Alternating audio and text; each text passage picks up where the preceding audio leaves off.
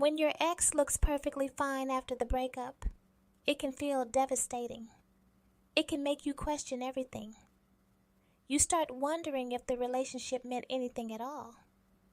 You wonder if you were the only one who cared. And the truth is, a lot of people mistake coping for clarity. Just because someone looks okay doesn't mean they are okay. It usually just means they cope differently. Some people cope by breaking down. They cry. They stay in bed. They replay conversations. They feel everything all at once. Other people cope by distracting themselves. They stay busy. They fill their schedule. They keep moving so they don't have to sit with the feelings. Neither way is wrong. They're just different nervous systems trying to survive loss. Avoidants, especially fearful or dismissive avoidants, often cope in ways that look like they've moved on fast. They go quiet. They seem calm. They may start posting more.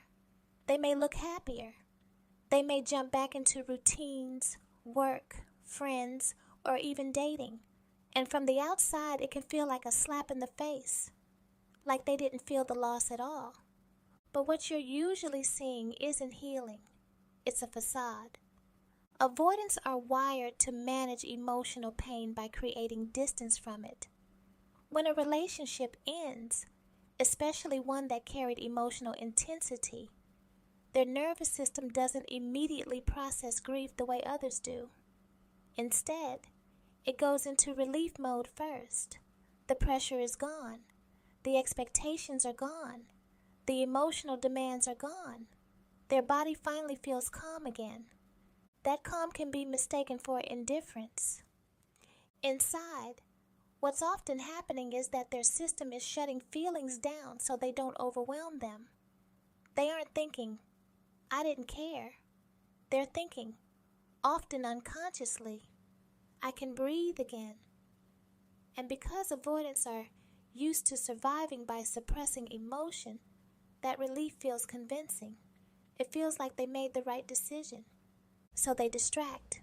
They stay busy. They lean into work. They socialize. They appear unaffected. But none of that means the relationship didn't matter. It means their nervous system isn't safe enough yet to feel the loss. Avoidants don't usually process emotions in real time. Their emotional processing is delayed. Feelings come later, not because they're cold, but because feeling too much too fast once felt unsafe for them. Many learned early in life that emotions weren't welcomed, weren't supported, or weren't safe to express. So they adapted by learning how to function without feeling everything. That pattern doesn't disappear in relationships. After a breakup, avoidants often tell themselves logical stories. They convince themselves it wouldn't have worked, that the timing was off, that they weren't happy, that it was for the best. And in that moment, those thoughts feel true. They feel necessary. They help the avoidant stay regulated. But logic is a coping tool, not always the full truth. While they're staying busy and appearing fine, they may still think about you. They may still replay moments. They may still feel something, just not all at once. It shows up in quiet ways. Checking your social media, wondering how you're doing, comparing, remembering things at random times when they least expect it. Avoidants don't usually collapse into grief right away. Grief comes when their nervous system finally feels safe enough to allow it, and that can take weeks, months, or longer. This is why people often say they moved on so fast when in reality, they just postponed feeling. And here's the hard part for you. Watching an ex look fine while you're hurting can make your pain feel invalidated. It can make you spiral. You start checking their socials. You look for signs. You read into everything. You want proof that you mattered, that they're hurting too. That's a normal response when you're grieving, and your nervous system is activated. But staying focused on what they're doing will keep you stuck in comparison instead of healing. You don't heal by monitoring someone else's coping style. You heal by tending to your own. No contact isn't about punishing them or making them miss you. It's about giving your nervous system space to settle. Every time you check their social media, your body reactivates. Every time you imagine how fine they look, your pain resets. It keeps you emotionally tied to a story you don't actually have full access to. You're only seeing the surface.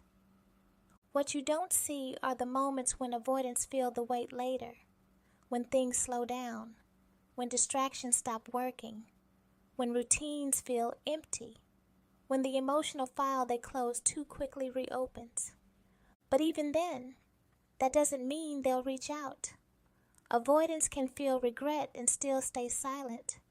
Shame often keeps them quiet. Fear of reopening wounds, fear of vulnerability, fear of making things worse.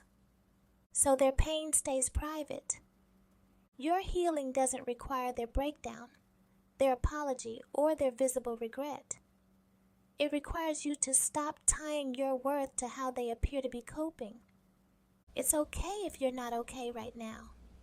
It's okay if you're crying. It's okay if you're grieving deeply. That doesn't make you weak. It means you're actually processing. Try to remind yourself that healing isn't a race, and coping isn't honesty. Someone can look fine and still be unfinished emotionally. Your job isn't to decode them. It's to protect yourself while you heal. Put the phone down when you can. Redirect your attention back to your body, your breath, your life. Do things that ground you, not things that spike your anxiety. You don't need to win the breakup by appearing okay. You just need to get through it intact. And one day, when your nervous system settles, you'll realize something important. You didn't lose because you felt deeply. You didn't lose because you cared. You didn't lose because you're hurting. You're healing. And that's something no facade can take away.